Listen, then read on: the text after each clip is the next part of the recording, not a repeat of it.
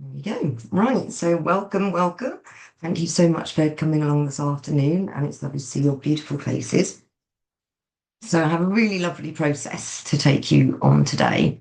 So um, essentially, what we're going to be doing is I'm going to be taking you through a full transformational structure.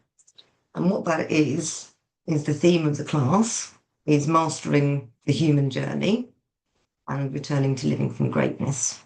Now, how many of you here, hands up, are aware of the Hero's Journey by Joseph Campbell? If you're aware of it. Okay, I'll just explain quickly then. So with the Hero's Journey, it's a book that was written by Joseph Campbell, but it's also a structure. It's a structure, if you imagine a circle, things go a complete circle. And in the Hero's Journey, it's a structure that actually is modelled in quite a lot of Hollywood films, things like Star Wars. The Jesus story even is a hero's journey story. And essentially the central premise is that we're born pure creative spirit. We're born divine human beings. And we come into the world as pure creative spirit. But then there is a threat to life comes. And when that threat to life comes, and this is something that happens in the process of what we call individuation. Carl Jung talks about individuation. So from the moment of conception up until about the age of 5, maybe 7, but generally between ages of 0 and 5, we basically make up an awful lot of what we think life is. Our little egoic selves, our egoic orientation wants to make sense of the world and wants to survive here. And this is where we attract our limiting beliefs and things that we can't do. I'm not allowed to be capable, I'm not safe, not be perfect, all of that, yeah? And so we go into hiding as a threat to life. So imagine Jesus is born, pure creative spirit. Herod decides he's going to kill all the baby boys because there's a threat. And so so we forget our divinity, we go into hiding. And then eventually there's a point around about 3 o'clock on the circle where our heart wakes up and we go like, there's more to life than this. And we go on a quest. We answer the call for the quest. And sometimes we don't answer it straight away. Sometimes we're like, oh, I don't think I'm ready for that. But when we do, which is where we are now, we go on our quest. And on our quest, we meet wise people on the way who help us to understand where we've come from and where we're going. And that's the journey that we go through between 3 o'clock and 9 o'clock. And then we get to 9 o'clock and it's our time then to return from having experienced everything and come back to the village with our gifts and talents that we're going to bring to the world. So that's a journey that I'm going to take you on today, the full journey. So we're going to start by connecting with your greatness and your divinity. So I'll just let Betsy in. Go. Hi, Betsy. Lovely to see you. Thank you for joining us. So we've just gotten cracking, but no worry, I'm sure you'll be able to pick it up. Absolutely fine. Lovely to see your beautiful face. And so we're going to go on a complete journey today. So first of all, we're going to do an exercise in absolutely connecting you to your greatness and to your divinity. So you really get an embodied experience of who you were before you came here and forgot. So we're going to connect to that, and that will also be a writing exercise. We'll pause and do a writing exercise on that because I really wanted to get a thorough experience and inventory of who you are in your greatness and in your truth. Right? And we'll do that, really anchor that in. Then we'll go through the individuation, the separation process, which we all go through. It's part of us. So one of the premises is that essentially we are a spiritual beings having a human experience, not the other way around. So the idea behind that, it was explained to me the other week, actually, and it kind of landed for me because I thought, why would anyone choose this? And isn't it a design flaw that we forget who we truly are when we come here and we'll take all this time to wake up? And isn't that a design flaw? And actually, being up in spirit and being connected to everything, to all time and space and existing in bliss and all of that, actually we get a bit bored of all the omming and we decide, actually, I want to experience it, I want to feel things. So we choose to come here, we choose to come to Earth. So the idea is connecting you to your greatness gives you a sense of who you truly are and what you were coming here to do, what your mission is, your purpose, your gifts, your talents, everything about you, what you were bringing here. But necessarily to have the human experience, we have to go through separation. Because if we knew immediately from the moment we were born who we were, we wouldn't experience a threat to life, we wouldn't experience separation, we wouldn't experience the human feelings that we have of all of it, both pleasure and pain and love and loss and all of that. We've come here to have that experience. There comes a point where actually, if we're not careful, we just get drudge down in that and we have a dysfunctional pattern that we've created in our separation that actually we can overcome. Because once we realize and connect back to the truth of who we are, then we can choose to live from that place. So we'll do the greatness first, make a thorough inventory of that. We'll do individuation, a thorough inventory of that. We'll see all the things that we've created up to now. And then we'll also stop at that point and do a completion process, with the bridge being that the past is over. And we can let that go now because we don't need to carry it anymore. Because we don't need to carry it around. We can see it, we can acknowledge it, we can let it go. And then in letting it go, I'll take you through that exercise. As part of that completion, we come back to greatness and then say what we're going to be creating next. So we'll touch back into our greatness again. You'll lead the session in your greatness with real clarity on where you are going forward. So who's excited for a bit of that today? Let's have some wavy hands. Woo! Loving the energy in the room. That's fantastic. Wonderful. So essentially, the premise is that from conception until the age of 5, we're in a state of hypnosis. And we'll have seen that anyone that's grown up around children or known children, they absorb everything like sponges. Babies can grow up in multilingual households and not think twice about learning second or even third language. But for those of us born up in a monolingual culture, you go to school at 11 and you're told you've got to learn French or Spanish, and we freak out. I can't do that. I can't do that. I can't speak that. Of course, when we were kids, we can do everything. Everything is possible, right? We're infinite creators. Everything is possible. But we get limited and we have limiting experiences of life. I think what's really important I'd like to share with you is that from the moment we are conceived, this is when our separation, our individuation journey begins. But with a bundle of cells, at 3 days, the first part of us to develop, the first organ, the first thing to develop is our heart. From 3 days old, we have a heart. And that's why we choose to live from our heart and live from greatness. That's where we'll be connecting into today. And it's a beautiful thing. It's where our divinity lies. It's where the truth of us lies. And this is what we're going to connect to today. And of course, what we understand when we go on this journey is that we're on a journey of imagination, right? Some people describe that we live in the matrix in which we've made everything up. And as we've made everything up that we can see in our individuation that has pained us, we also have the power to make it up anew and make it up again and make it up differently. And that's the gift I want to give you today. So we have separation as an experience, but we have to forget our divinity in order to feel the feelings that we came here to feel. But there comes a point when we go like, I think I've had enough of that now. And actually, I'd like to wake up to my greatness and choose a different pathway in life. I've done the adulting with my inner children at the helm. And now as an adult, I'm going to take back control. I'm going to nurture and love my inner children and everything that they've done to keep us safe. But actually, it's now time as adults for us to take the reins, for us to be behind the steering wheel of the car, not our 2-year-old. So that's what we'd be going on. So as you know, part of what we are in our humanness is we're meaning-making machines. So even as a tiny baby, we will make stuff up that just isn't true. So for example, we might be 2 or 3 days old or a couple of weeks old or whatever, and we cry because we want our nappy changed or we're hungry or we want, some food or whatever it is. We want a cuddle. And if our mum doesn't come to us immediately, we make up something about that. We go like, I'm unlovable. I can't get my needs met. I can't make my voice heard. I'm powerless to be seen. And actually, all she was lying down in the next room because she was absolutely shattered, having given birth to us and had lots of sleepless nights attending to our every whim, But we make stuff up, which just isn't true. It just isn't true.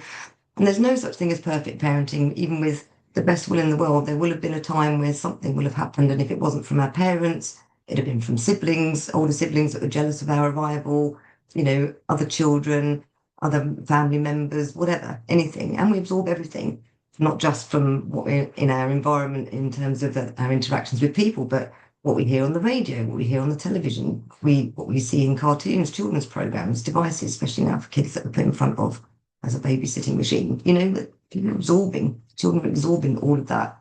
What does it mean about the world? How do I show up?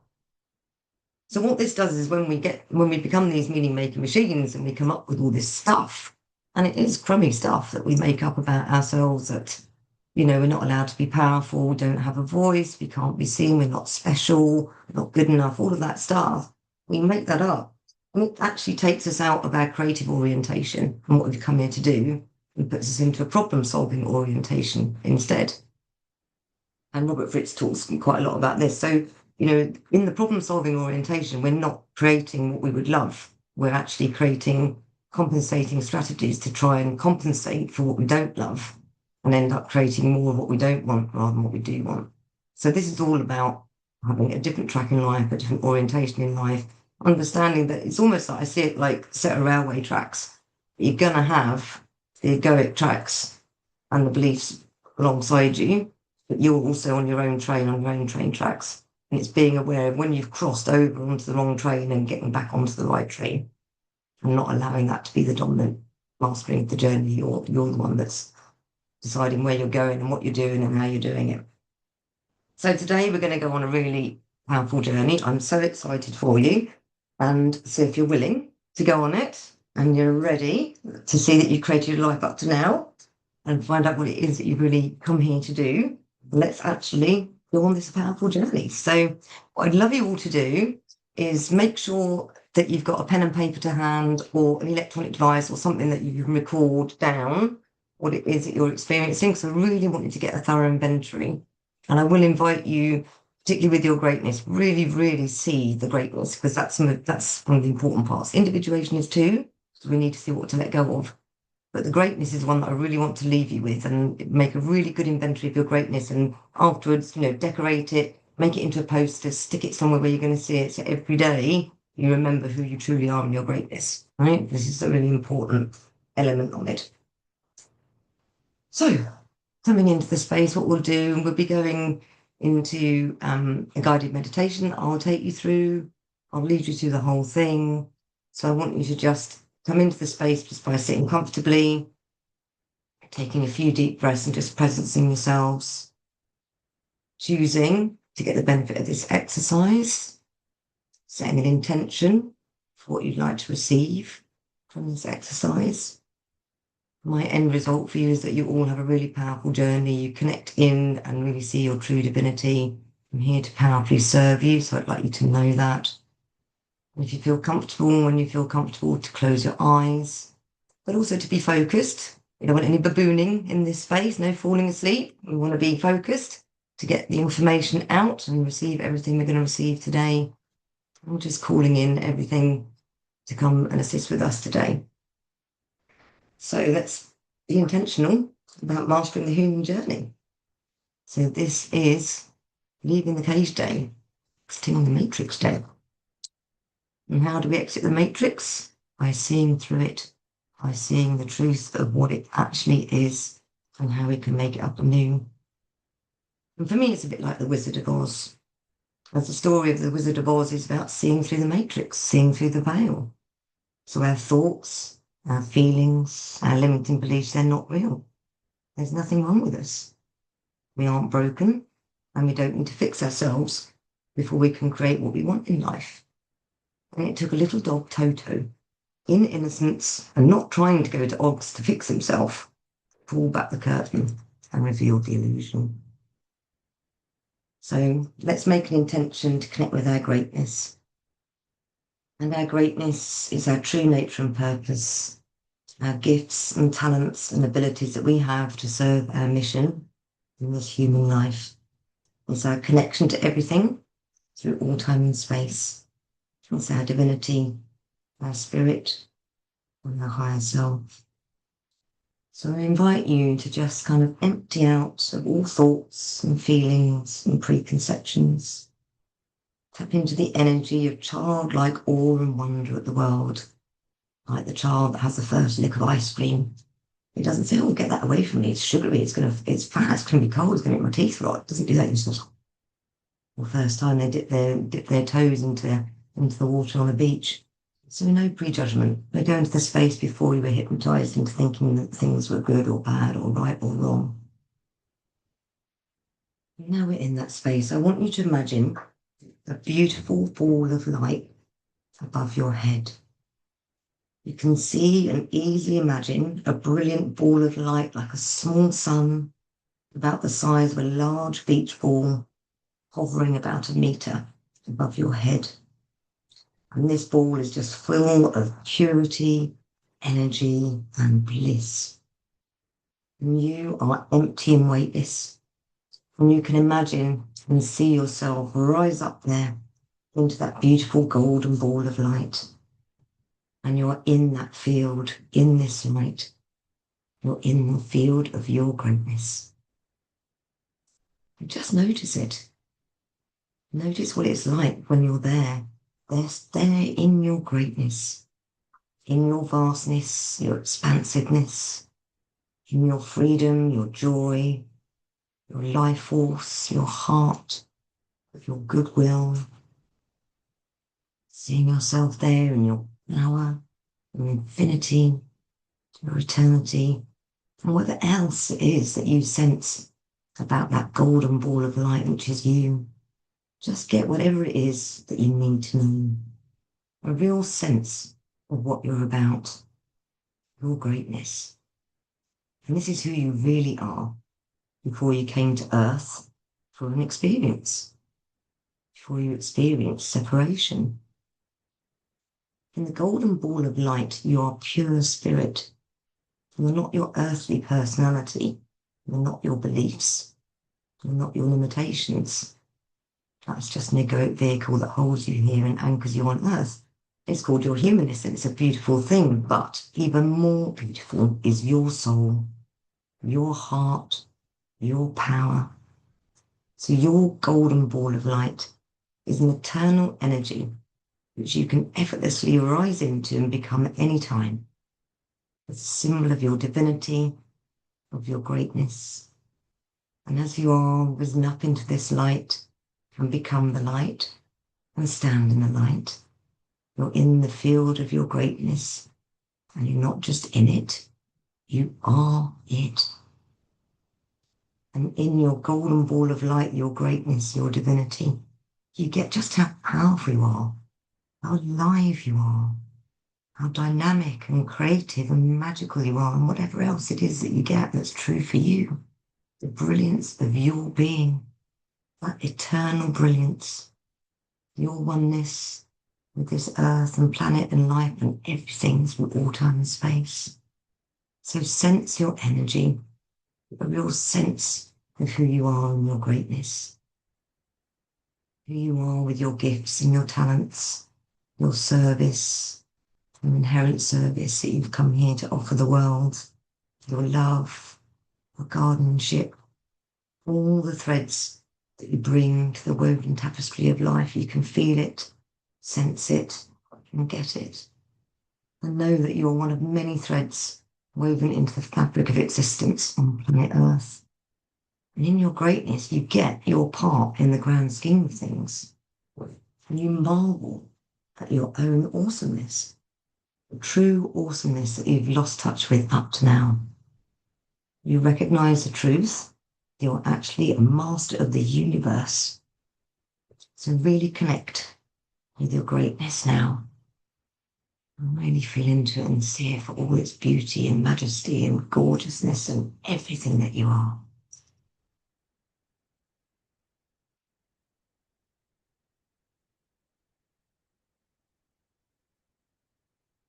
In this space, not just observing your greatness, you are your greatness. So really embody it as well, get a real sense of what it feels like when you're in your greatness. And all of the things that your greatness entails. You and your pure creative spirit. All the things you can want to do.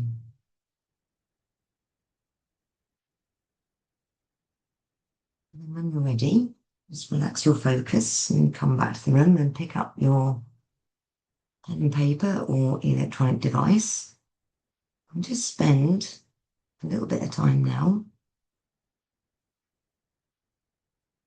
just making a real thorough inventory of everything that you experienced, what you saw, sensed, felt, understood, about all that you really are in your greatness.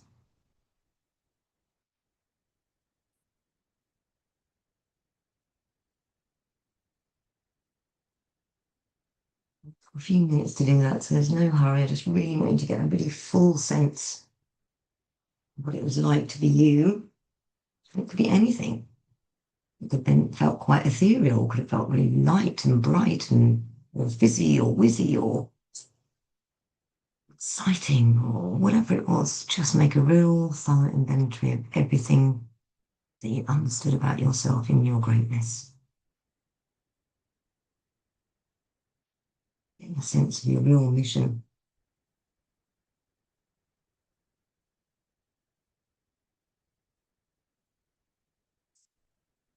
That sense of expansiveness as well, that beautiful, for me, it's always a real state of bliss going into greatness, just to know that I'm connected to everything through all time and space. And it's such a profound comfort in that excitement. Just really get down your divine spirit, your creator self, your truth, your soul, your essence. What is it you really are? It's whatever is true for you, what your eternal brilliance looks like to you.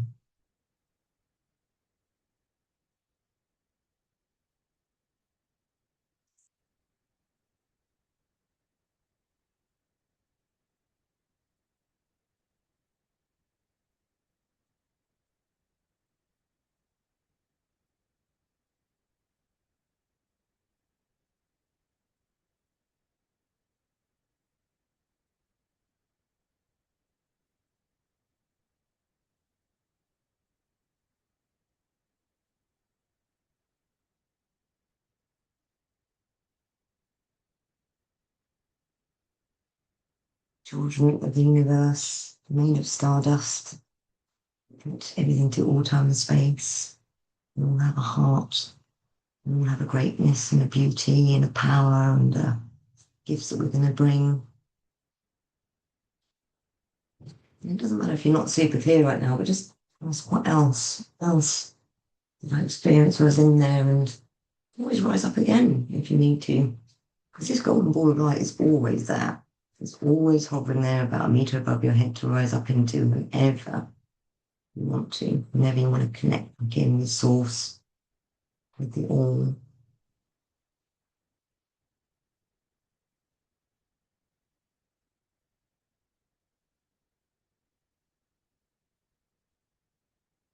Golden ball of light, it's a beautiful radiant sun. The light and the power of that. And it's you. Your true essence, everything, your heart.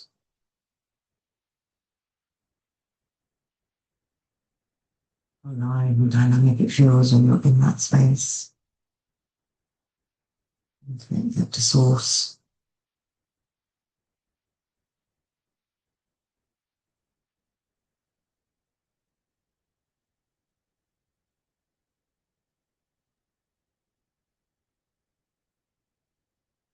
And touch into the miracle and power of the all. It's a beautiful thing.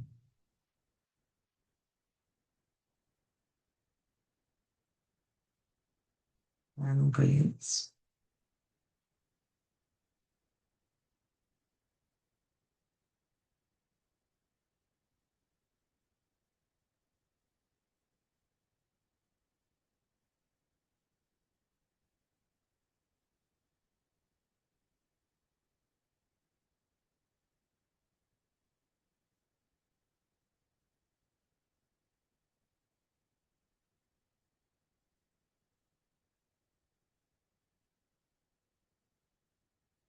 And just get a real full inventory of what you experienced when you were in that state.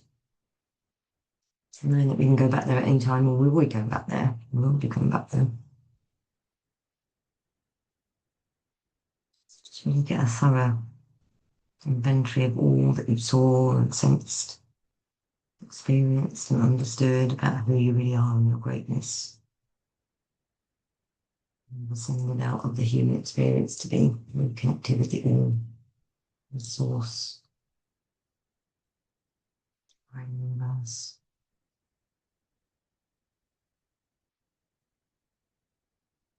Imagine that you can do that at any point, that you can rise up at any point.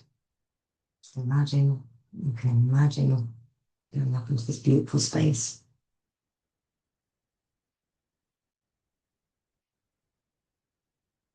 When we're there in our greatness, in the all, and connected into all time and space, there is no duality. Duality is a Newtonian earthly paradigm which isn't real. So there's no good or bad or wrong or right about this exercise or who you are. It's not possible. Or your divinity. You're connected to everything, to all time and space. You'll have a sense of who you are in that space.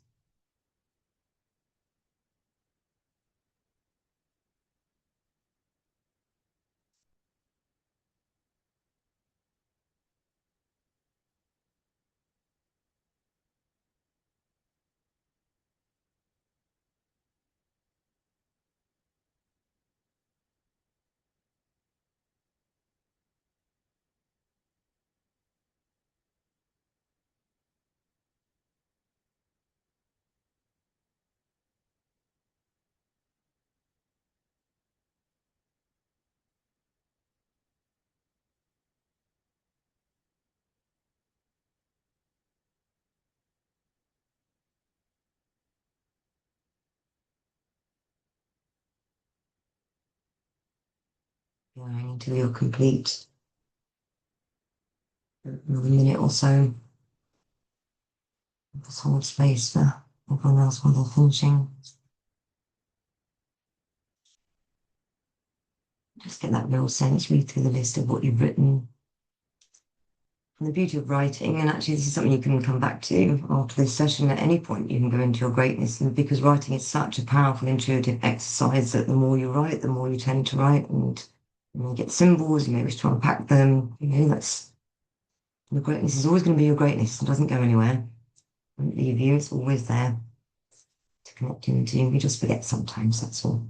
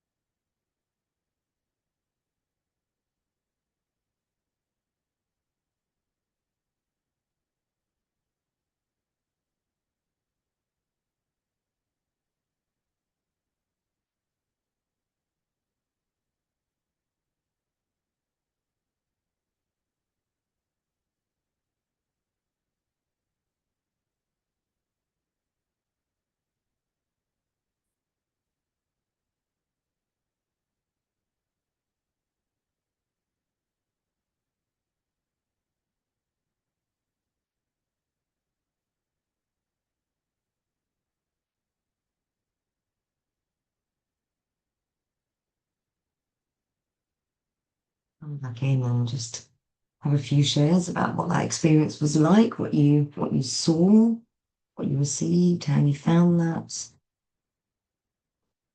A couple of shares of what it was that you got. Good to hear from you. Just come off mute and then speak whenever you're ready. I'm happy to go. Thanks, Judy. You kick us Yeah, off. it That's was. awesome. Can you hear me okay? Yeah, Yeah. absolutely Okay, lovely. Yeah. cool.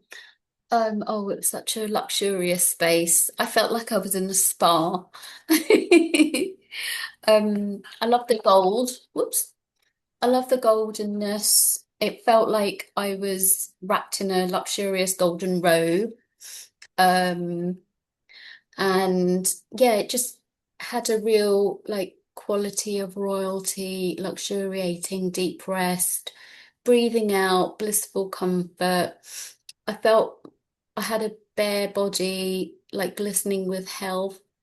Um, I am actually describing like my spa experience from last week. That's okay because, There this was is what came lovely, up for you. It's always but going to be yeah, the truth. yeah, it was the deepest like relaxation. Like also there were great senses, like the aromas, the sights, the textures. and I felt something join me, like I felt love come and join me, and I welcomed it. Um, and something else was there was like a deep stylishness about it, but not a superficial stylishness. It was like a pattern and it had a narrative to speak. Um, and oh, the slowness, a slow, deliberate choosing of how I want to relax, all these different options. And the sun's rays touching my skin, effortless absorbing of these rays, carrying information. And it wasn't like a Teams meeting or a presentation, but it was just like an electromagnetic delivery to my cells, requiring no brain power. And human touch is different in my greatness. That's what I got. Thank you for sharing, Judy. That's beautiful. Thank you so much. Anyone else like to share their experience of touching their greatness? Anyone else like to go? Go on then, Kim. You share. That'd be lovely, darling. Thank you. Hi, thank Hi, you. hi. For me, it's interesting how my ego kind of bamboozles me when I'm in the exercise because the story is like, I'm not getting there, I'm not getting it. But then there was a touch of it. And as I started writing, and it's like just allow yourself to be open and make it up and go there. For me, it was like a um, connection of what I experience when I meditate, of just consciousness, just like the most amazing state of being, of just like everything and nothing, and just really, really cool experience. So thank you for guiding us You're through that. welcome. You're welcome. You're welcome. Either Lavinia or Betsy like to share before we move on, or not obliged to? Yeah, Betsy, cool. I just found that really fun. And I love that you'd opened with the child stuff because it was, I just got a real sense of my greatness. And I've known this as I worked on this. My greatness lies in really embracing how childlike I am, while also being wise and really getting that the mission is to be human. Yeah. And yeah, just playing and sort of being that person who's like, do you want to play with me? Do you want to stick fight? No, weirdo. Just like kind Love of it. like a cool kid, kind of a bit scrappy, but also just like no filter, while also being really wise and having kind of a little bit of a serious side. But yeah, the more I embrace my childlikeness, Yeah. the better life gets and the more magnetic and the more I am in my greatness. Yeah, that was just really fun because it was like, I don't get stuck. I'm wholehearted. I expect the best of others. And that was just like, what a life. Yeah. Yeah, That's so I, cool. I found So that so much cool. fun. So much fun. Excellent. I love that. I love that. I love that. Thank you. You see, everyone's greatness is different. It doesn't have to be that people don't have to have the same greatness, right? It can all be a very different experience. That's the beauty of it. Do you want to Yeah. share, Lavinia, or I'm not going to make you unless you'd like to? Yeah, If you do. I I would think like seeing to. everyone's Yeah, greatness is such a yeah, beautiful thing for everyone. Yeah. it does. It does. I was actually I saw like more silver kind of light instead of golden.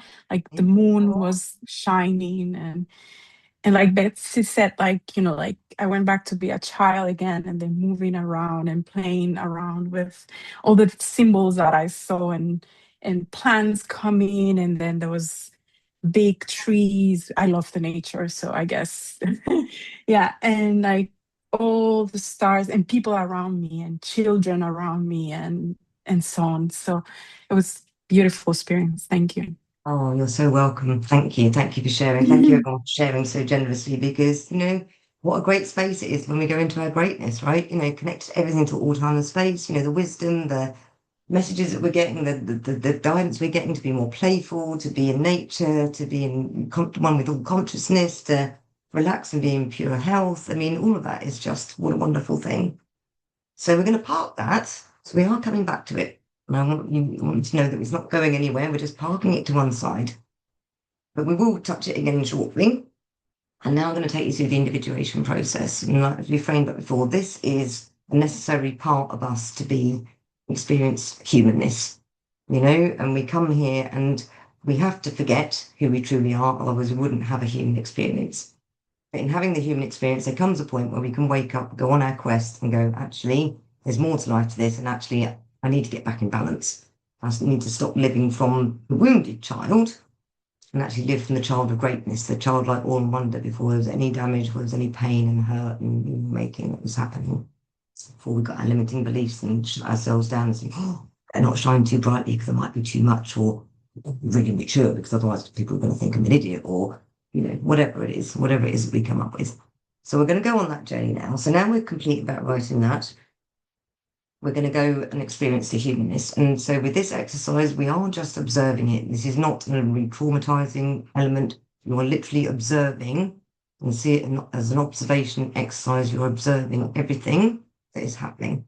And you're just seeing how it happened and how your greatness was dimmed and how you forgot who you truly are. Remember, one of the earliest pieces of work that I did many, many years ago, about 30 years ago, was Brandon Bayes' The Journey.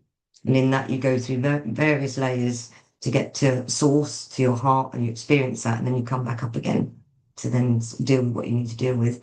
And I loved her explanation of how we are, is that we're born pure creative spirit, and she likens it to a perfect, flawless diamond. But then with every concept that we take on, experience, anything that we hear, see, receive, feel that doesn't feel safe, it's like a layer of mud is thrown at this heart, right? So over the course of our childhood, our pure creative diamond is lost, and it just gets covered in these layers and layers of mud that gets stuck on. And then we get into our teenage years, and we're going like, well, who am I? And I'm going to present myself out into the world. And so we look at it and go like, oh, I want to be, and we paint it, and we maybe put some like glitter on it, and maybe some love hearts and some smiley faces, and maybe some deely boppers or whatever, and go, this is who I am. But actually, it's just what we're presenting to the world of what we think we need to be and ought to be, to fit in, to belong, to be accepted in that. And this process, this individuation process for me, is very much like taking off each of those layers that's got stuck onto our perfect, flawless diamond heart and getting back to that. So just see this journey of individuation as every little bit of mud that got stuck on, and we're uncovering it all and allowing it to come off by seeing it and acknowledging it. Okay? So when you're ready, let's go back into the focused meditation position, setting an intention to get the benefit of this exercise. And this is all just information because we're going to let it all go at the end and do a completion on it. Wonderful. So once again, just imagine that beautiful ball of golden light above your head, your true nature and purpose, your divinity, and allow yourself to receive and rise up into your light. Be in your light and in your greatness. Whatever it represents to you, just be in that beautiful golden ball of light, and you're standing in your light in the field of your greatness. And just receive yourself for the master of the universe that you are. You are a master of the universe, you're one of the stars of mythology, and that is who you are.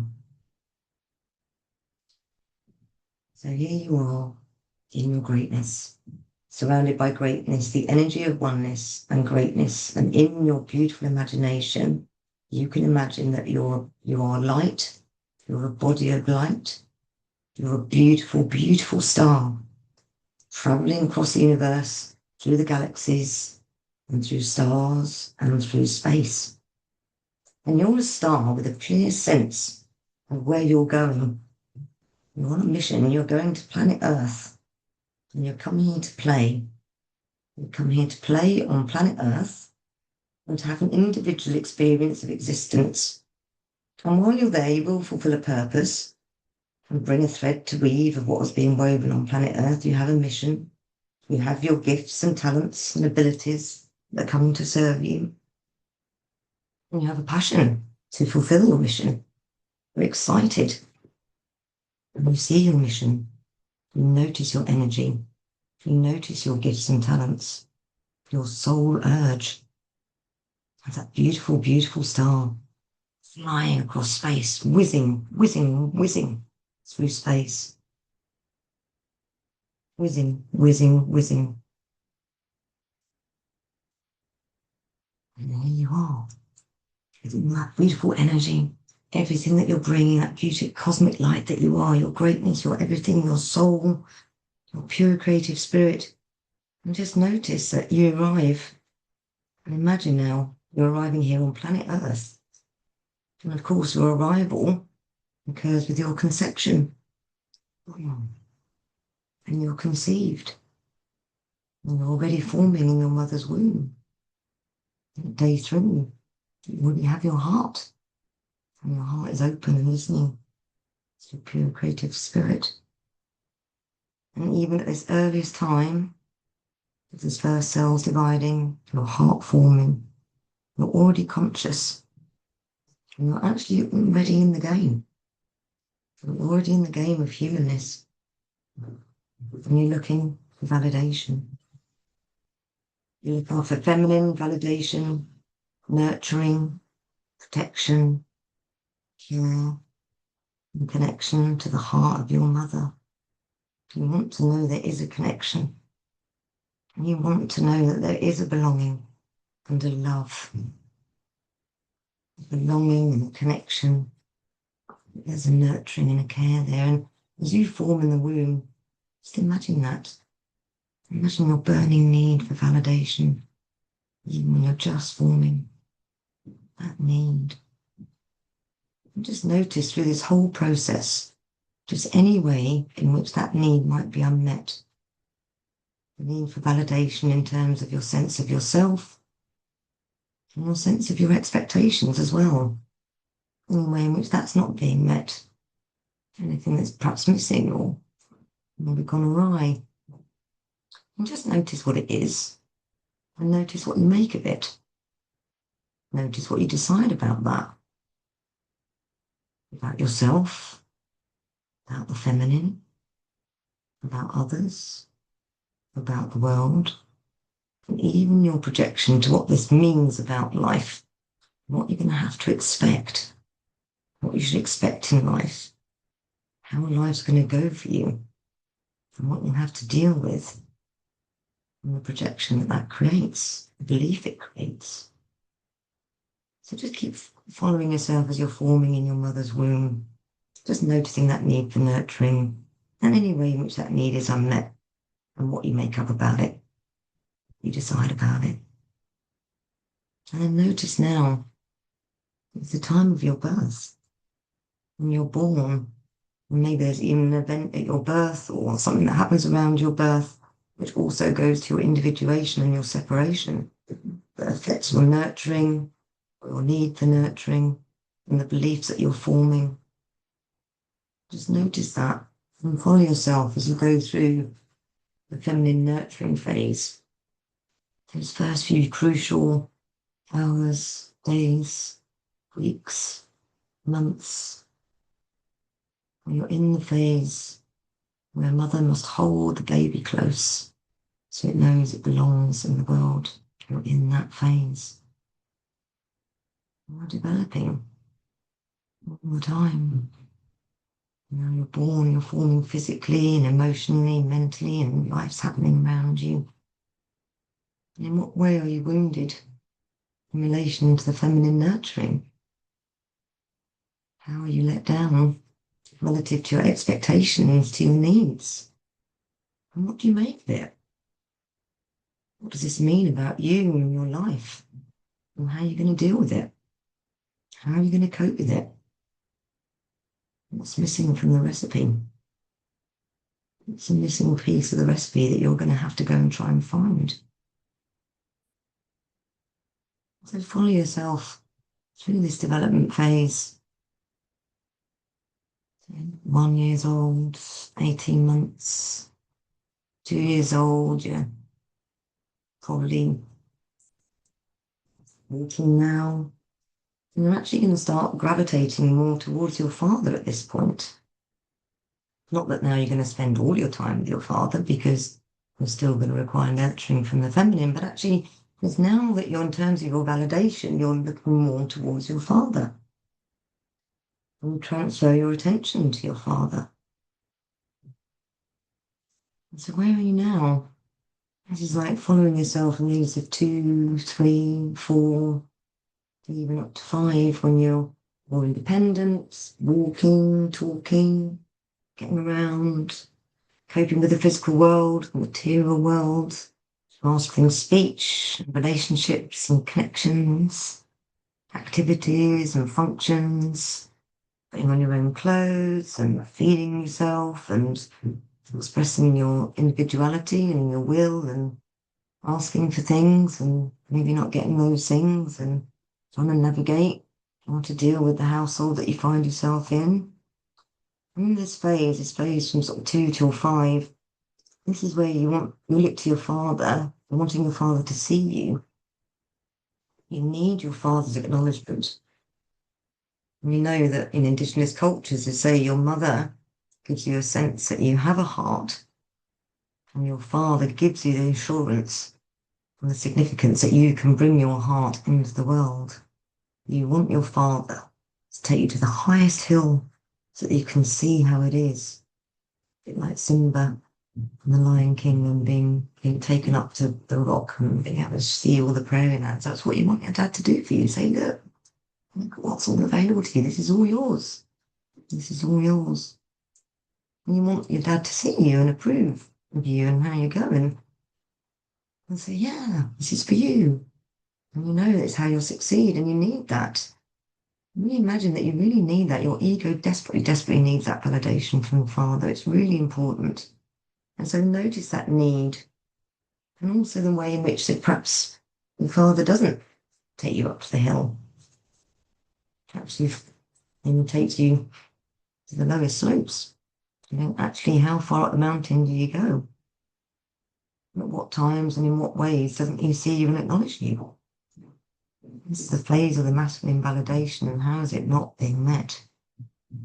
And in noticing how your desperate need for validation is not being met, what does it mean about you, making up about you, the masculine, others, the world, life itself? And again, what are you making up about what this means about what you should expect in life now? How you have to cope in life and deal with life. And just keep noticing that. Noticing more of that. Just keep noticing. Allow yourself to receive it, what you experience and what you made up. And what you told yourself you're going to have to do to survive. And then when you're ready, we're just going to follow on from there. Because whatever we decided between the ages of 0 and 5, we're going to carry on through the rest of our life.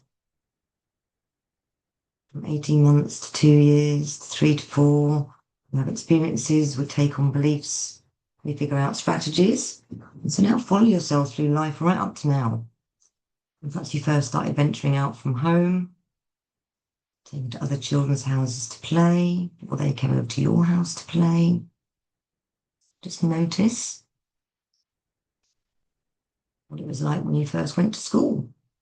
When you went to a nursery school or a preschool, you started interacting with the world and dealing with teachers and carers and people beyond your mum and your dad, beyond your family, developing relationships with other kids, other boys, other girls, other authorities, having experiences of the world throughout your whole school years.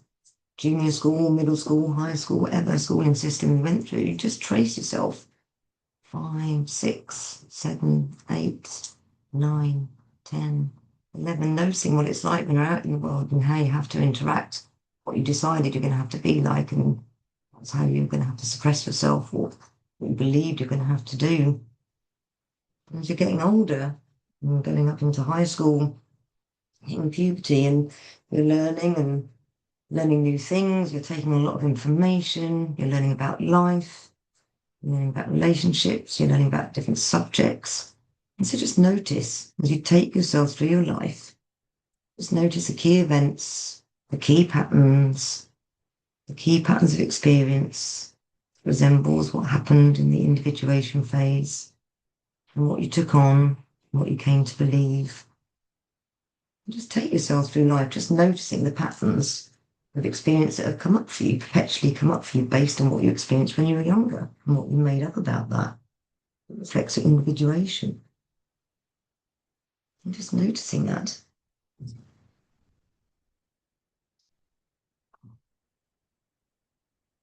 What happened that you came to believe.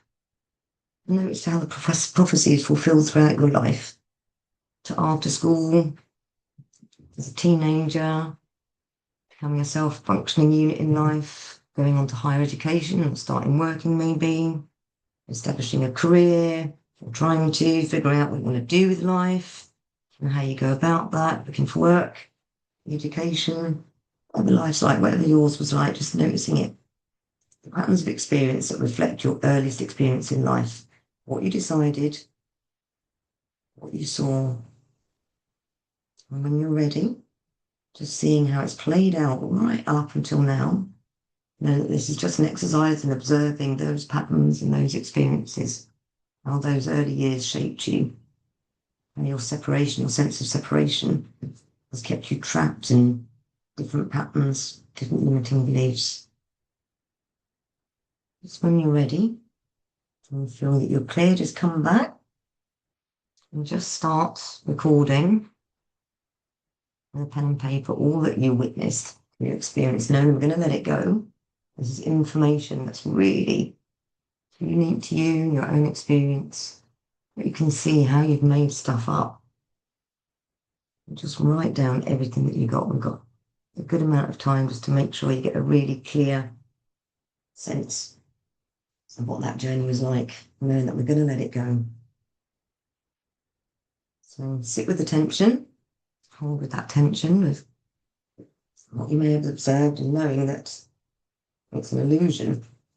It's been a very convincing one up until now. So notice all those limiting beliefs and different things that came in.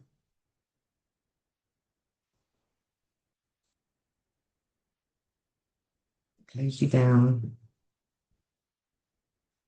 So even though you came in as this beautiful star and full of whiz and fizz and everything that you wanted to achieve, and just notice how that's something that shifted during your individuation phase.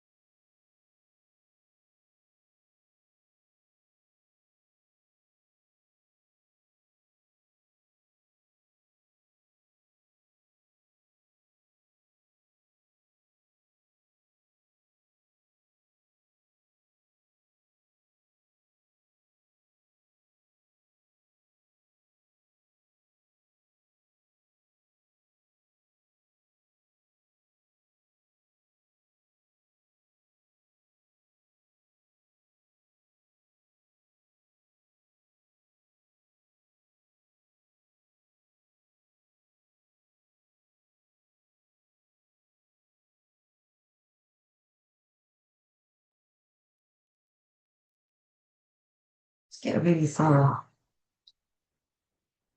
inventory of what it is that you saw as the main patterns of your experience that you had, because everything that we play out in life can play out from that experience that we have during that individuation and separation. And just know that you're observing it, you're not reliving it, because we're going to let it all go anyway. We're going to do a completion on it, because we're going to let go of those old patterns, those old paradigms and those old beliefs. But it's really important to see where they came from,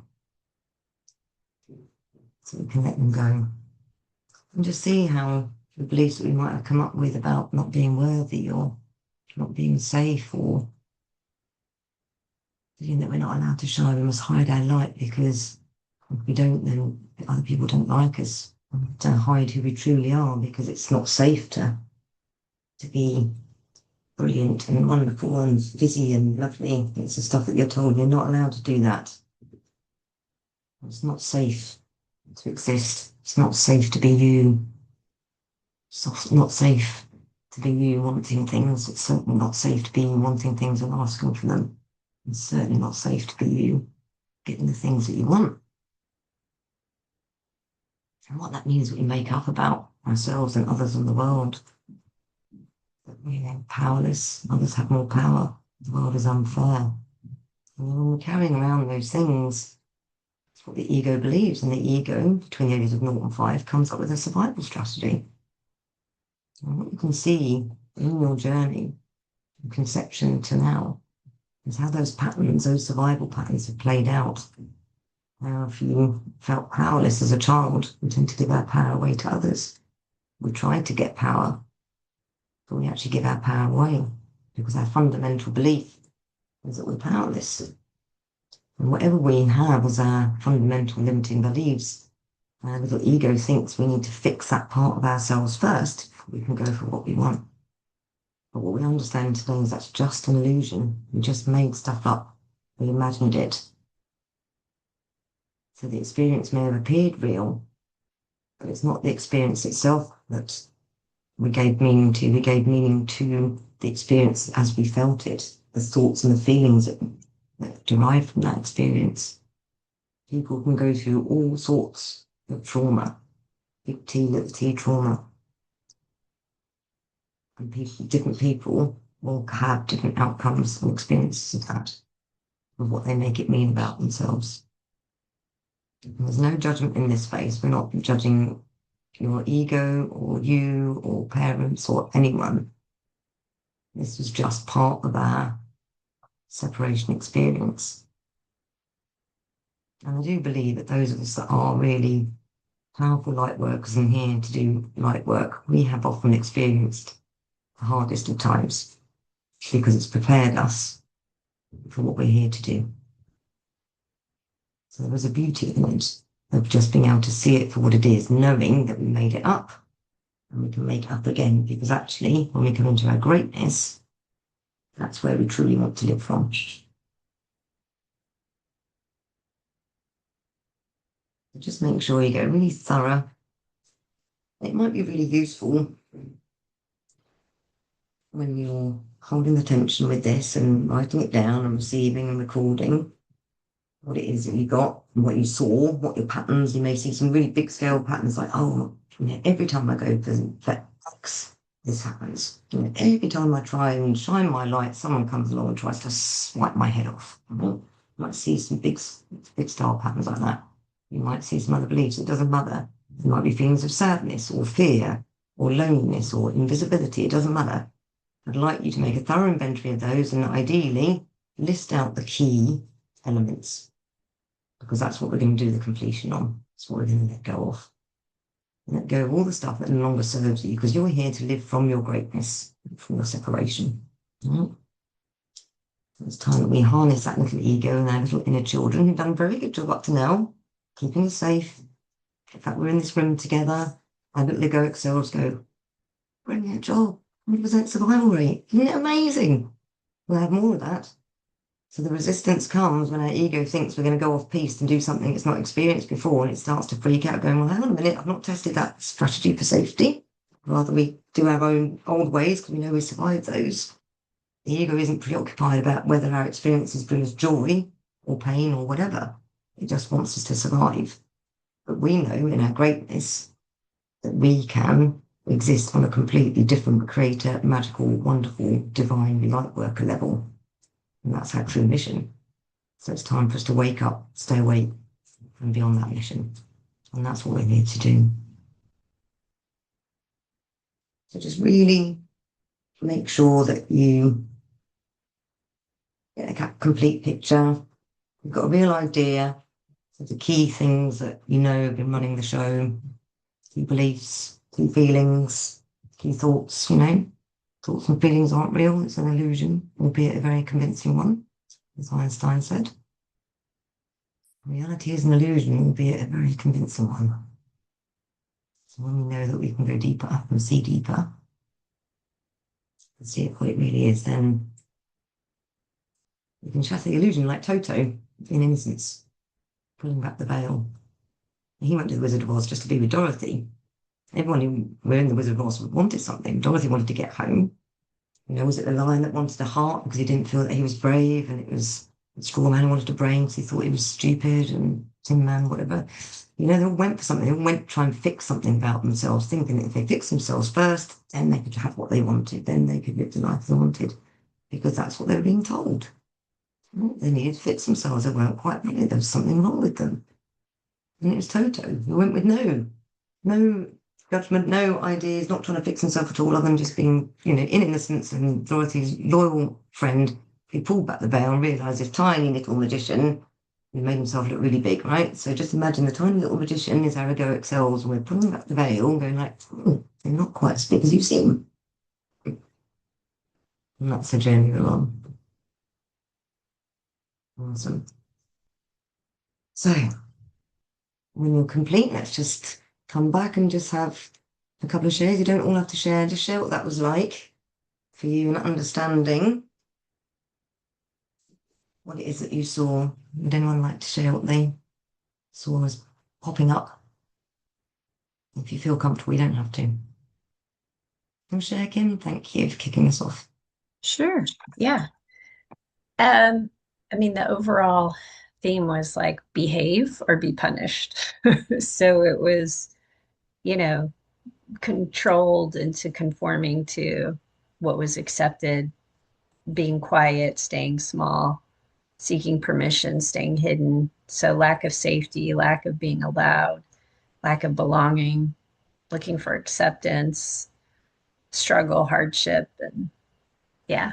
So Wow. um, And yeah. seeing how then it just kind of plays out, because every time we're sort of like trying to, say, compensate for our sense of not belonging, and we go and try and find belonging and connection, and then we get rejected, it just kind of reasserts the fact we don't belong. And actually, it's not true. Of course you belong. You're pure creative spirit. You're amazing. You're connected to consciousness through all time and space. Of course you belong. You have a mission. You're here. You've got all the wisdom and your knowledge that you bring, right? It's not true. It's an illusion, but it's, the ego just trying to fix itself.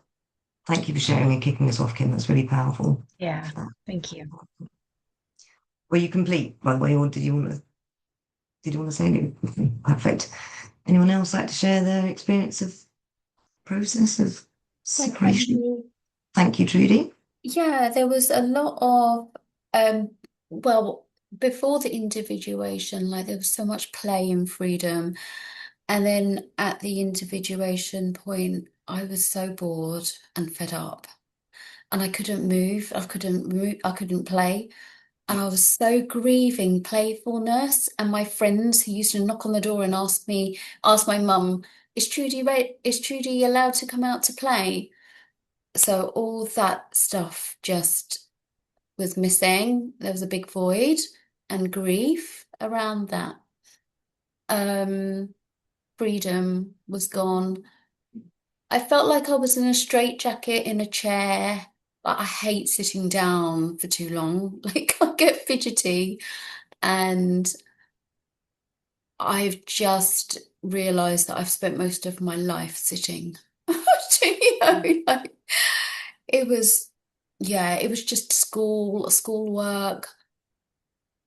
Felt boring. You must do this, Trudy.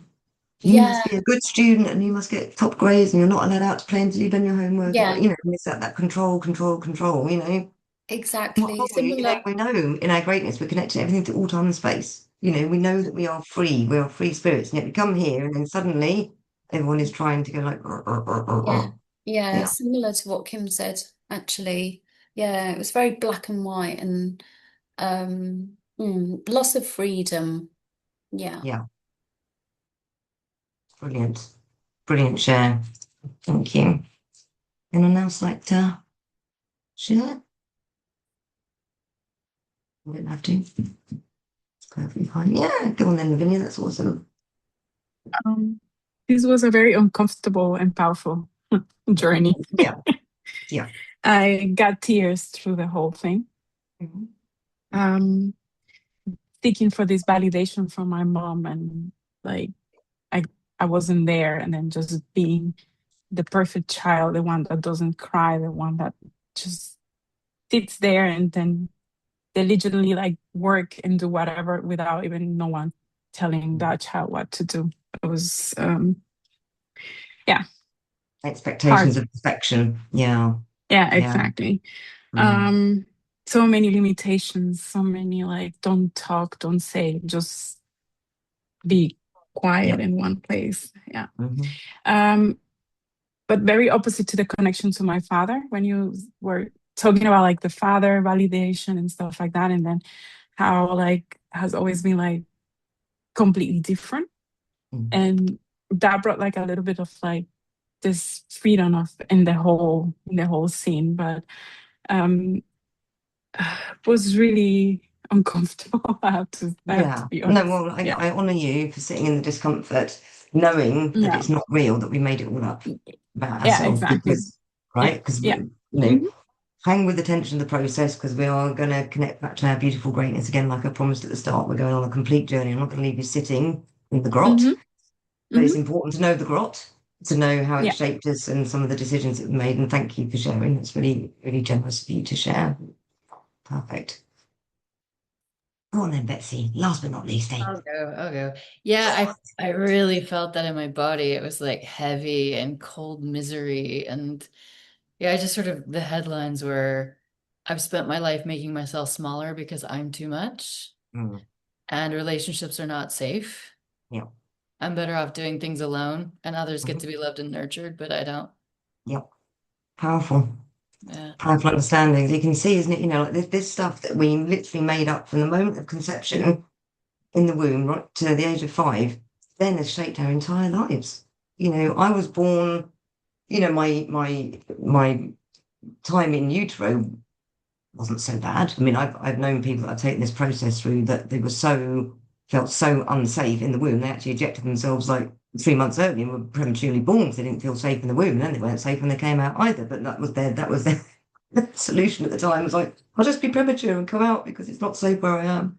But the birth was absolutely traumatic. I hurt my mother. I was not right. I was sent to an incubator. It was, you know, I kept trying to convey or cry and tell people there's nothing wrong with me. There's nothing wrong with me. No one would listen. Couldn't make myself heard. I was then told I was too much because I wasn't this, I wasn't that. My mum wanted perfection. I wasn't perfect.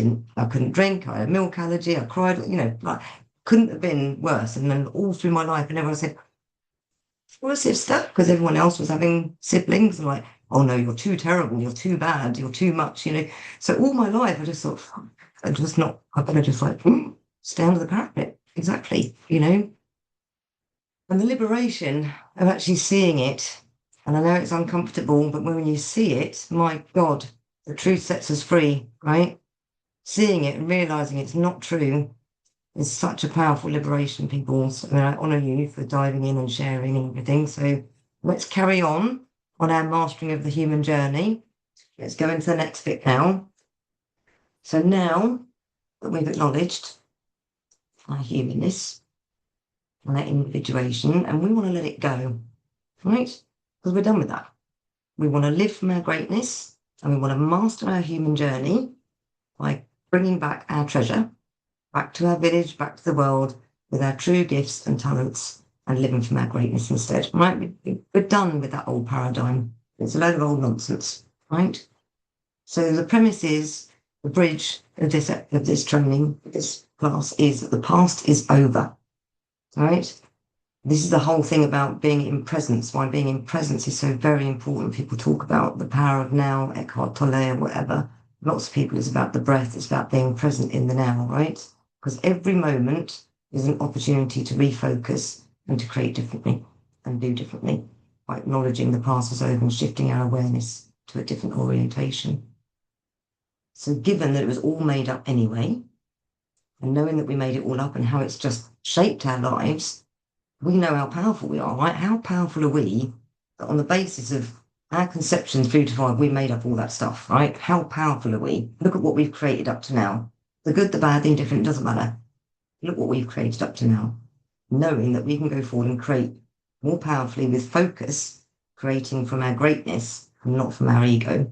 So that's what we're going to do now. We're going to complete on what we've learnt, because that's what I've learnt. The really important part of creating is completing on what's already been, so that it's over, that it's done with, so that you can go forwards and create anew. Okay? So we're going to complete on what we saw in individuation, and then I'm taking you back into your greatness. So this will be a little bit more of a visualization exercise that I'll take you through, and a little bit of writing. Okay?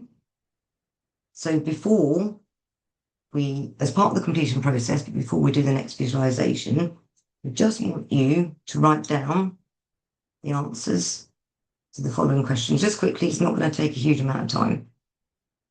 But the first question is based on your individuation experience. We just want to concretize and summarize it. What have you learned? What has your individuation taught you? So what did that process teach you? And what have you learned from that process?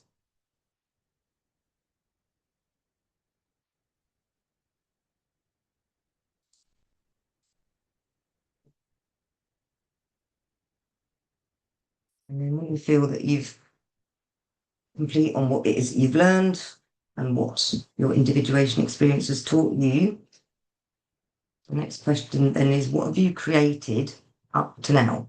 Literally just up to now. What have you created up to now? Be it powerlessness, sadness, not belonging, whatever it is, just what have you created up to now? Based on what you know, what you saw in your individuation experience, what that taught you, what you learnt, what has that then created for you up to now?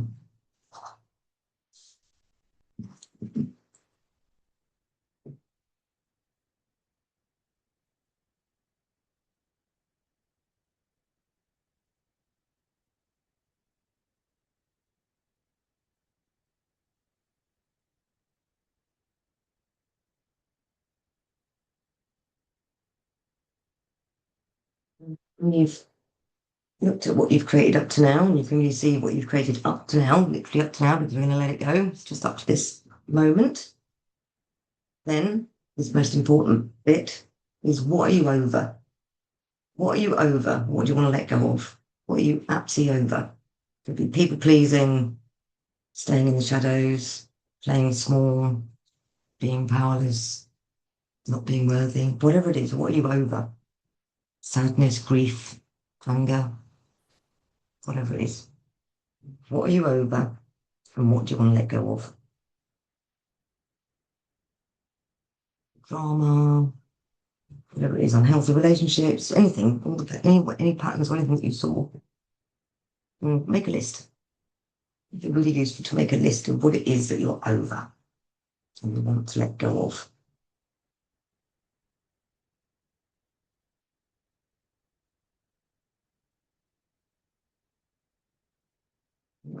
What are you done with? You won't repeat anymore. You're so over it. You just don't want that in your life anymore, because it's just not how you want to be.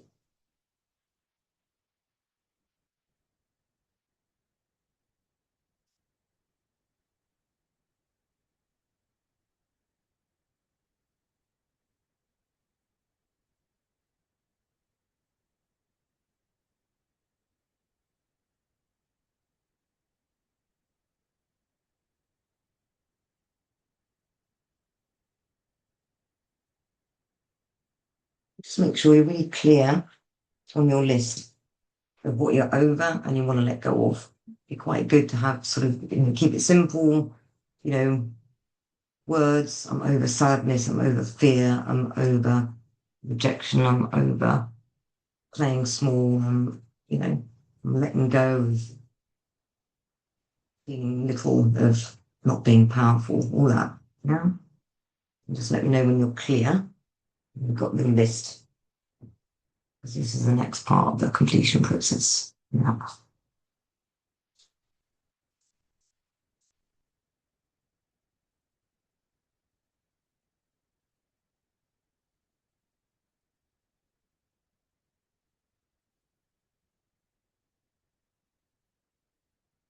This is a real opportunity. This is exiting the matrix day, right? We're letting go of all the stuff that we don't want, that we've seen, that we know wasn't real. It was just our little egos trying to help us survive, and they've done a brilliant job. And we don't want to let go of the ego either, obviously, because it's our safety orientation, but we just need it not to be the one that's in control of our lives. Like I said before, like imagine getting into the driving seat of your car and the 2-year-old's behind the wheel. You just need to say, what places I'm driving the car today, otherwise we wouldn't get anywhere. I mean, we wouldn't trust a 2-year-old to decide on whether we take out a mortgage or what house to buy or what person to marry, but actually we have them. Right, without realising it. So it's time we take our power back and go into our truth and our greatness.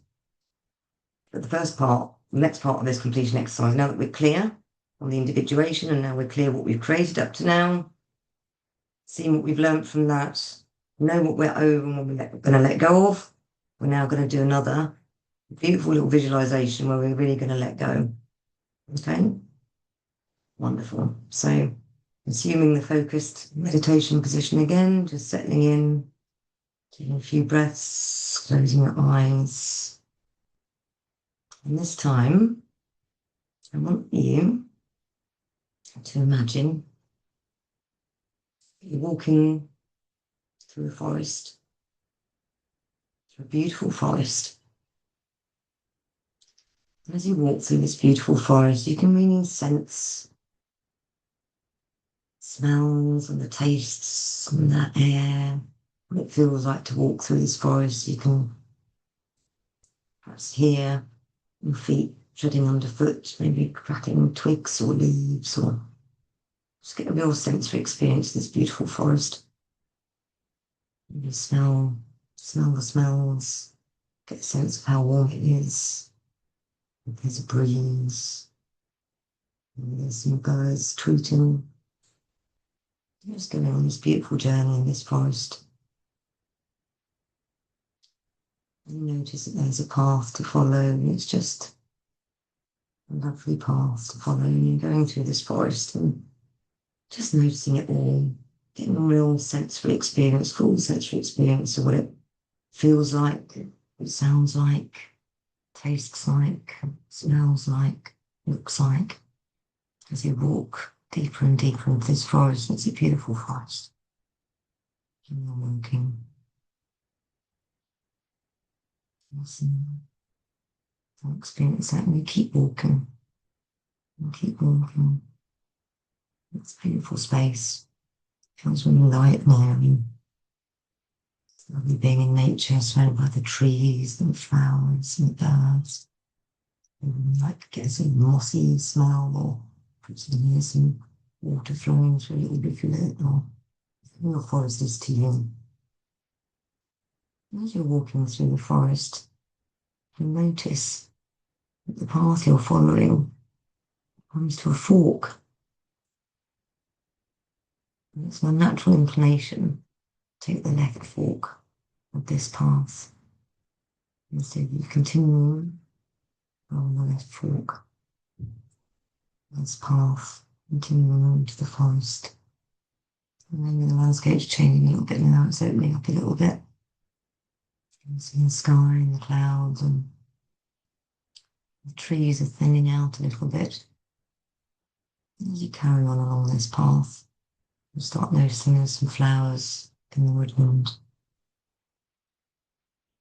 And continuing in its, the forest is opening up now, and you find yourself in this beautiful clearing. And you walk out of the forest into this beautiful clearing, and it's just this beautiful sea of purple flowers. Absolutely beautiful sea of purple flowers. It's glorious. Absolutely glorious. You walk out into this sea of purple flowers, just astonished at the view, the wide open landscape that you can see, and you realise you're just like on top of the world, looking out onto this beautiful landscape, onto this beautiful horizon, and this field of purple flowers. You just notice the expansiveness of this place. And also notice at the side of you, you're joined by your younger self. Doesn't matter what age they are, Or maybe there's more than one, that you're joined by your inner child or children who've come to join you in this very, very special, special place and come to meet you here. And when you meet them, and thank them, give them a great big hug and lots of love, lots of warmth and happiness that they've come to see you and meet with you and be with you. It's a beautiful thing. And all of you continue walking together through the field. And you come to an area which is a bit more open now. And if you look and see, there's a giant bunch of balloons. And instinctively pick up this giant bunch of balloons, because this is a date and time for destiny to come and meet this bunch of balloons. I want you to see that you're here with all your children, one or more of your inner children. And you're holding this giant bunch of balloons. And you realise that you're up high. You can perhaps feel the gusts of wind and you can see a huge expanse of horizons. It's a beautiful, safe space. But you notice that each of the balloons has on it one of the things that you want to let go of. And so in turn, I want you and your children, and your child and you, to take a balloon from the bunch of balloons and let it go. See whatever it is on that balloon. Perhaps you want to give the balloon a colour, stick the name of it on there, but just let that balloon go and allow a huge gust of wind to come and take it away. And see it going up, up, up, up, up, far up into the sky, far, far away. It's absolutely out of view, or maybe it even bursts, who knows? It goes. Yeah. And I want you to do that with each balloon in turn. Just really see each balloon with each thing that you're over, that you're wanting to let go of. Just see each balloon, just letting it go. And up, up, up, up into the sky, floating away, out of view. Just do that with every balloon, with all the things that you're over and you want to let go of. All the things aren't yours and aren't yours to carry anymore. And absolutely do this with each balloon until you're complete and your hands are empty and you're letting go of all the old stuff so it has no power over you. You might even choose to let them all go at once, or you might choose to find that you've magically got a pin in your pocket. You can pop them all from whatever way. They're gone. They're going, gone, whichever way feels right for you. And with your inner children, if they're there with you, have them let go of the balloons as well. This is an exercise for you to do together. This is a coming back together.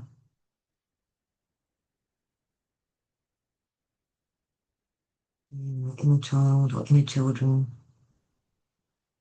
coming back together now, letting go of all that stuff.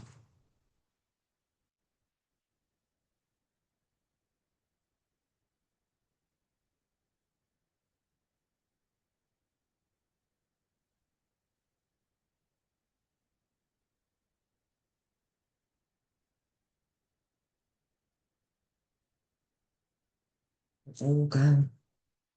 Just really notice if there might even be some balloons that you're a little bit, I'm not sure I want to let go of that.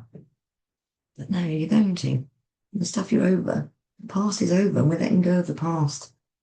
All the heaviness of the past, we're letting it go. Just see every single thing that you're over.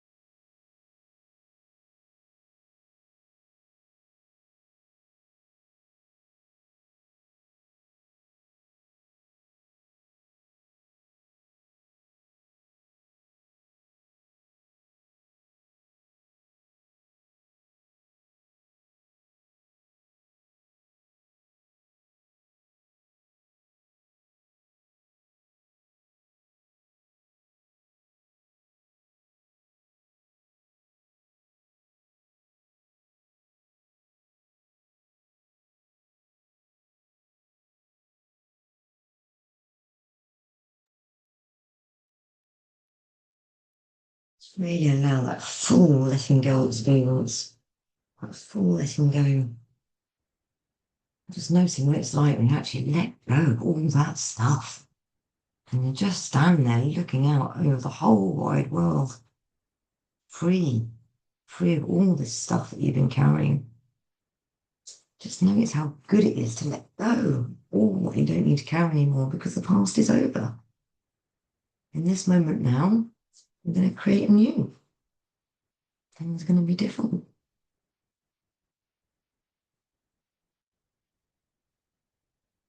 Just see everything going.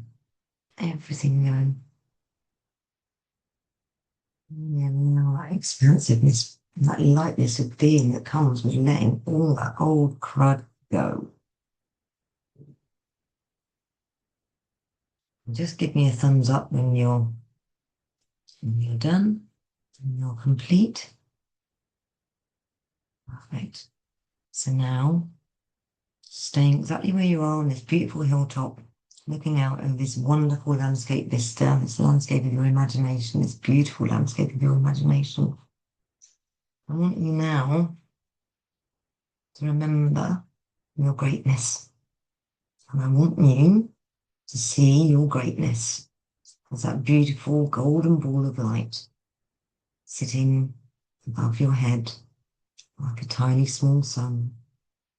That beautiful ball of golden light, you in your divinity, you in your greatness, you in as pure creative spirit, all the things, the essence of you, all that you felt there, and knowing what you experienced with individuation is over, but you might remember what it felt like when you were a star traveling in the first place and what it was that you kind of becoming, what you were fizzing with. That's also there in your golden ball of light, your true nature and purpose. Just seeing all of that and just noticing that great big ball of greatness above your head now, where you're standing in this beautiful landscape, looking out over all that is yours, and your significance in the top of the mountain, and everything that you ever need, perhaps you with your children, or your child or children with you. Just allow that beautiful ball of golden light to descend down now and envelop you completely. That beautiful ball of golden light descending down. You can see it descending down and enveloping you completely where you are. All of you, where you are, it's descending down and you're merging totally and completely with that greatness. Really feel into that beautiful greatness. Really remember it, re-experience it, re-feel it in all its beauty, in all its glory, in all its awesomeness, in all of its everything. Just really experience that, merge with it, integrate with it. If you've got your little children or little child with you, you're all merging into this beautiful greatness. You're remembering who you truly are, your pure creative spirit, with all your gifts and talents and everything you're going to bring, with your beautiful energy, your beautiful mission, your beautiful light, your beautiful being, your beautiful eternity, your beautiful creative selves, all of that, all of that.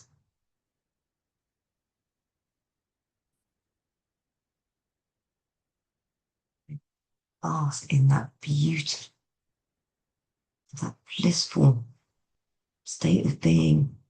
And I really want to embody it.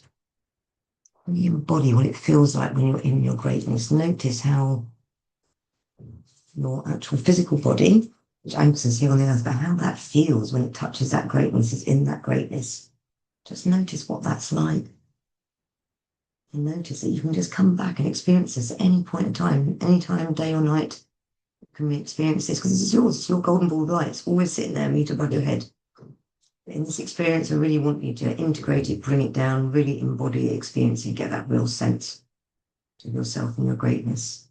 You're connecting to that, to your divinity, to who you are, your consciousness, through all time and space, your expansiveness, your joy, your bliss, your love, your connection to everything, to all that is, in your greatness, being in your greatness.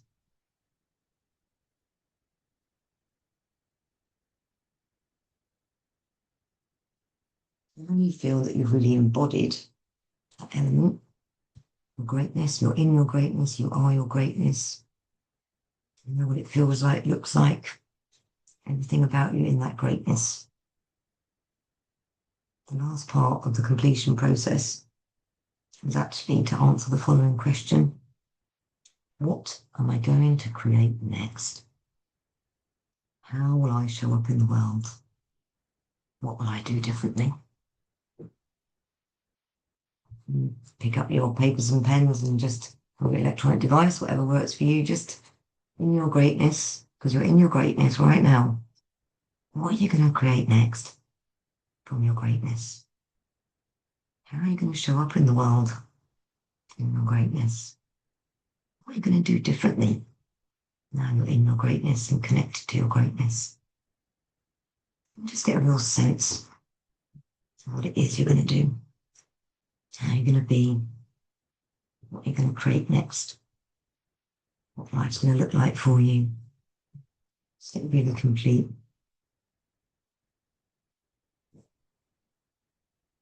What that looks like, feels like, you just know in your heart is true for you. Now you're in your greatness.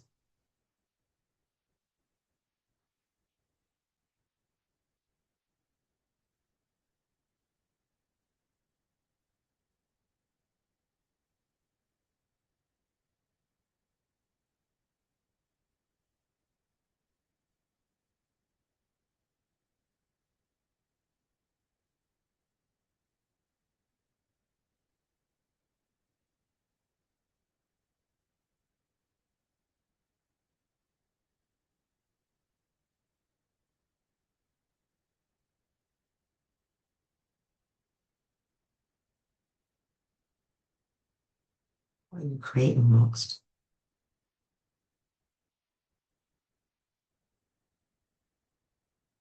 What's life going to look like for you? How are you going to show up in the world?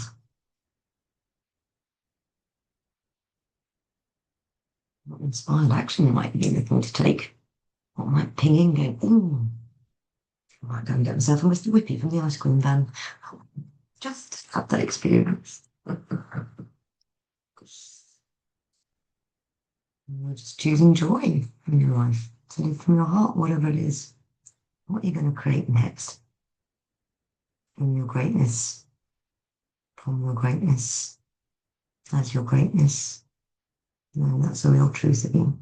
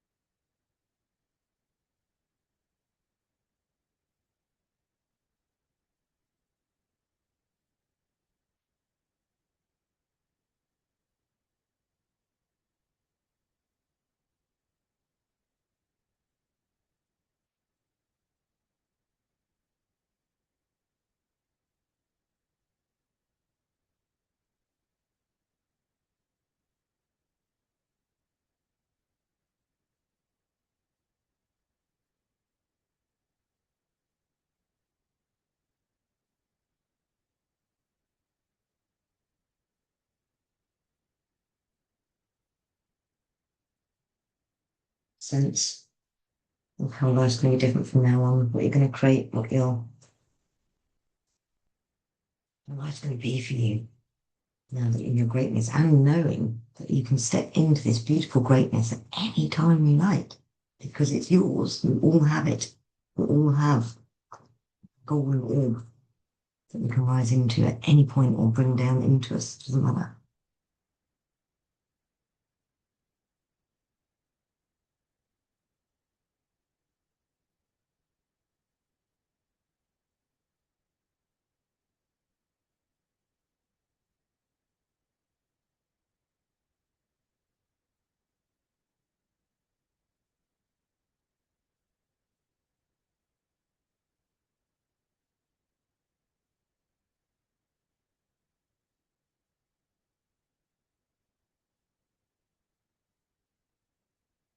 Of course, this is an exercise that you can come back to at any time. Obviously, the recording will be up.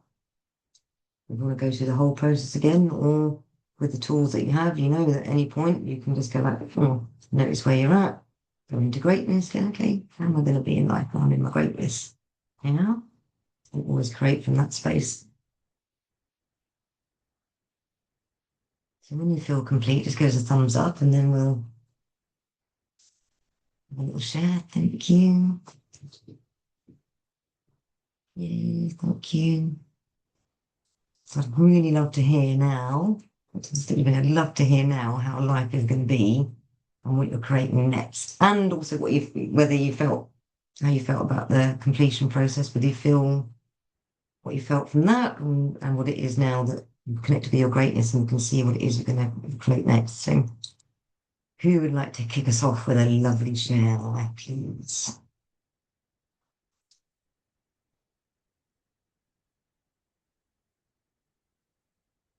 Judy, going to kick us off? Okay, I'll go. Awesome, my lovely. Thank you. Yeah, what I'm creating is definitely more play. Not as a compensatory thing, but just because I see I have access to it again. It's mine. It never left. I made up a story that I lost it. And playful friends as well. Um, it's almost like, yeah, I was afraid that I'll lose them because I lost them once as a child. So actually, that was just a story I made up. Do you know what? I got this image of, Saturday Night Fever, John Travolta. You know how he danced? Yeah. It wasn't like he was acting, he was really dancing, right? Yep. I just want to dance that way. Nice. I'm going to Nice. I'm going to a disco tonight, so that's my Fantastic. intention. And and Fantastic. and just to see this as not frivolous, but it's like a critical health insurance thing. Like it's life-giving. If I don't do it, don't Yes. expect like my life to work. So yeah. Yes. Actually, that's a great share because this is a book that I've come across recently called The Dance of Oneness, right? By a very extraordinary lady and from Iran.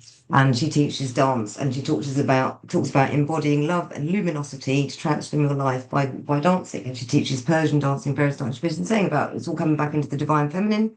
That's what we're here to do, and to move our bodies and to whirl and to dance and everything is raising our vibration, bringing joy, right? What's more playful than just dancing without thinking, God, I hope someone doesn't think I'm an idiot for dancing so wildly.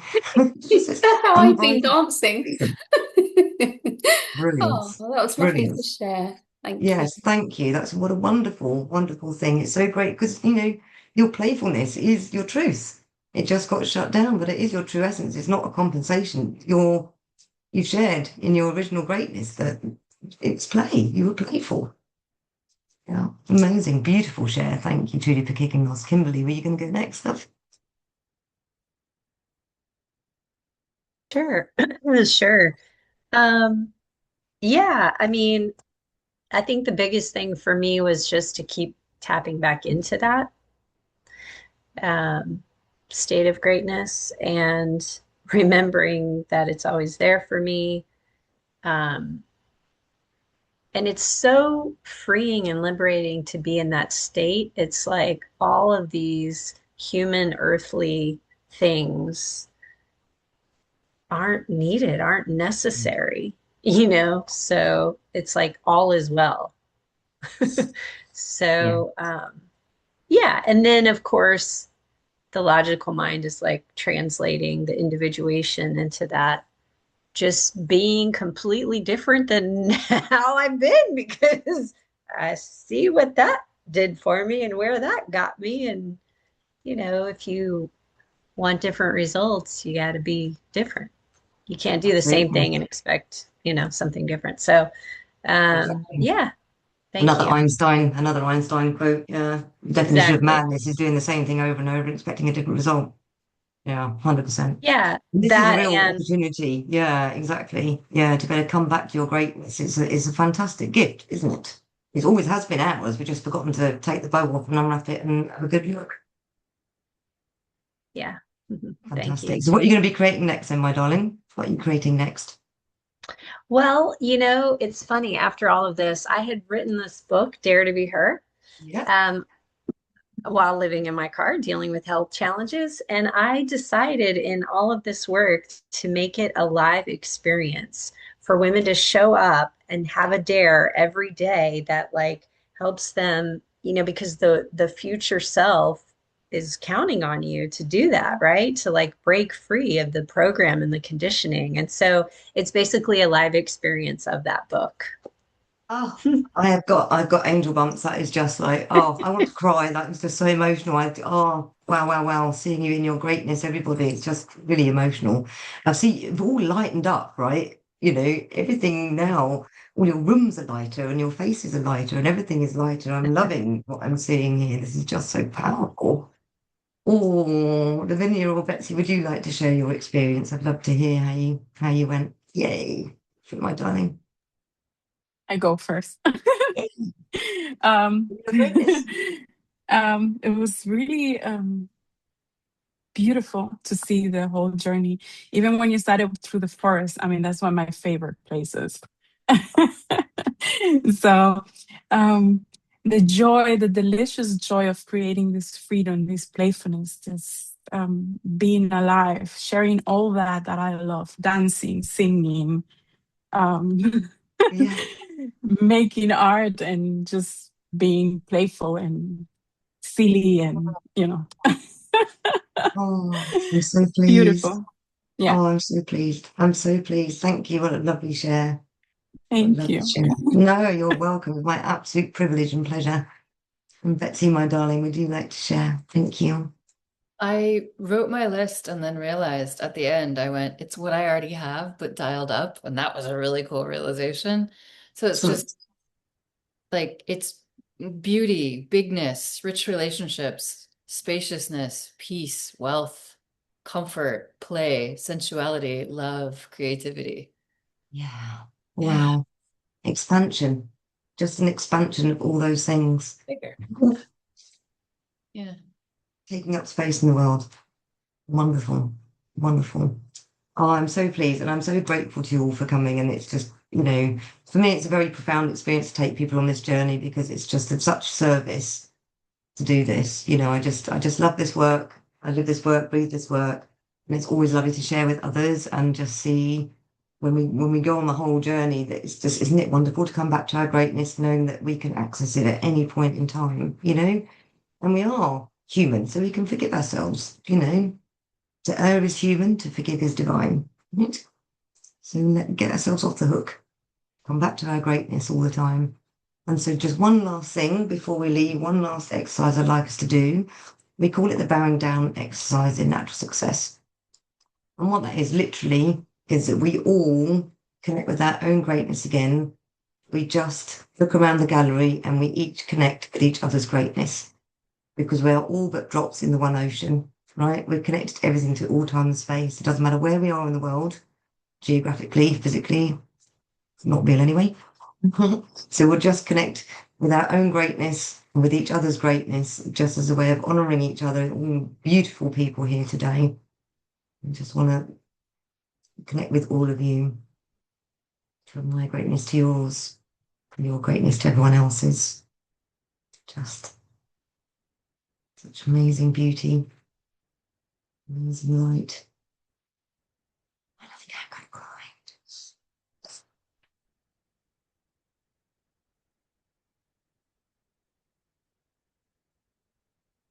Seeing all your greatness and knowing that we're all part of this wonderful community and we're all in our greatness together and our individual greatness, but we're also in a together greatness, and that's just so much bigger. So thank you all so much for coming today. Really, really grateful to you. Hopefully, yeah, I've finished on time because I wanted to give people 10 minutes in case they wanted to have a comfort break before going on to Subramani's session. So I wanted to give you time and space to just have a little kind of before the next session if you want to go into the next session, of course, and if not, then let's hope to see you all again soon. Hope you love the Oh, session as much as I love serving you. thank you so So much, much love for you Nikki. all. Yes, Yeah. welcome. Thank So you, much love. everyone. Thank you, Nikki. I Yes, love thank you for you. your generous Thank shares, you. everyone, because that raises the energy as well and gives everyone else the confidence to talk about their stuff. So I appreciate you all. Oh, bye, Thank you. everyone. Bye. Enjoy. Bye. Thank you. Bye.